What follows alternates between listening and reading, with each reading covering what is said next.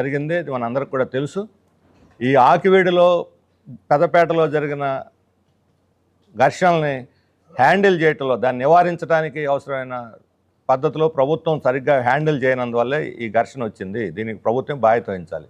రఘురామకృష్ణరాజు గారు ఉద్దేశపూర్వకంగా ఆయనకు తెలుసు అది వివాదాస్పదంలో ఉంది ఆ గుడి, అక్కడ స్థానికులు ఉన్న దళితులు ఇక్కడ మా గుడి వద్దు, మాకు మా దేవత ఉంది, స్థానిక దేవత, ఆ దేవత గుడి మేము పూజలు చేసుకుంటాం, నువ్వు కొత్తగా తెచ్చి రామాలయం కట్టాల్సిన అవసరం లేదని పదే చెబుతున్నా, నేను కట్టి తీరుతానని చెప్పి బయటని జనాన్ని వేసుకెళ్ళి ఆయన పోలీసులను ఎంటబెట్టుకొని వివాదాస్పదమైన గుళ్ళు ఎక్కడన్నా సరే అక్కడ ప్రభుత్వం జాగ్రత్తగా హ్యాండిల్ చేయాలి. వివాదంలోకి నాయకులు వీళ్ళు ఎంటర్ కాకూడదు. ఎందుకు రఘురామకృష్ణరాజు గారు పట్టుదలతో అక్కడ పోవటానికి ప్రయత్నిస్తే పోలీసులు ఎందుకు ఆపలేదు, ప్రభుత్వం ఎందుకు నివారించలేదు? ఆయన ఛాలెంజ్ చేసి అక్కడ పోయాడు. అక్కడ స్థానిక ప్రజలను ఛాలెంజ్ చేసి నేను పోతాను, కడతాను, పూజలు చేస్తాను, ఏం చేసుకుంటారు చేసుకోండి అని చెప్పి ఛాలెంజ్ చేసి అక్కడికి వెళ్తే ఇప్పుడు వీళ్ళకి ఘర్షణ జరిగితే ఎవరిది బాధ్యత? ప్రభుత్వాన్ని కాదా?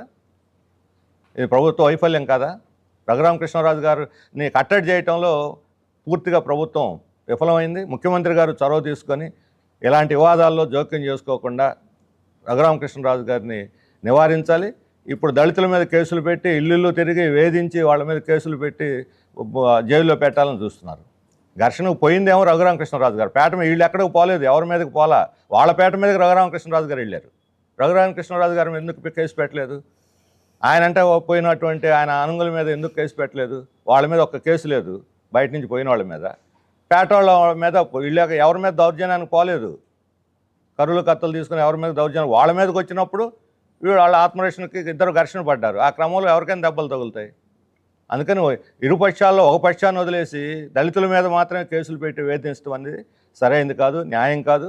అందుకని దీని మీద ఒక సమగ్రమైన విచారణ జరిపించాలి. కేసులన్నింటిని పెండింగ్లో పెట్టి సమగ్రమైన విచారణ జరిపించి ఒక న్యాయ విచారణ, ఒక జడ్జి, రిటైర్డ్ జడ్జి కానీ లేదా ఉన్నత స్థానంలో ఉన్నటువంటి జడ్జిని కానీ నియమించి వాస్తవాలు తెలుసుకొని ఇటువంటి పునరావృతం కాకూడదు. ఇదే రకమైన పద్ధతులు ఇదే రకంగా హ్యాండిల్ చేస్తే రాష్ట్ర ప్రభుత్వం భవిష్యత్తులో రాష్ట్రం మన మత ఘర్షణలకు నెలవవుతుంది, కేంద్రం అవుతుంది. ఇప్పటిదాకా మన రాష్ట్రం మత సామరస్యానికి, ప్రశాంతతకి, సామరస్యానికి నిలయంగా ఉంది.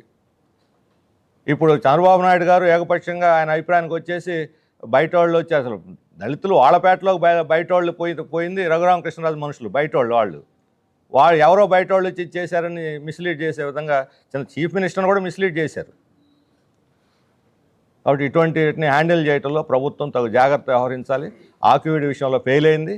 దాని నుంచి పాఠాలు నేర్చుకొని భవిష్యత్తులో ఇటువంటి ఘర్షణలు జరగకుండా ప్రజల మధ్య సుహృద్భావమైన వాతావరణం తీసుకురావాలి. పట్టుదలకు పోయి ప్రజల మీద ఛాలెంజ్ చేసి ప్రజాప్రతినిధి ఎలా ఉంటాడండి? ఇదే ప్రజాప్రతినిధి ఒక లక్షణం. ప్రజల మీద ఛాలెంజ్ చేస్తారు ఎవరన్నా?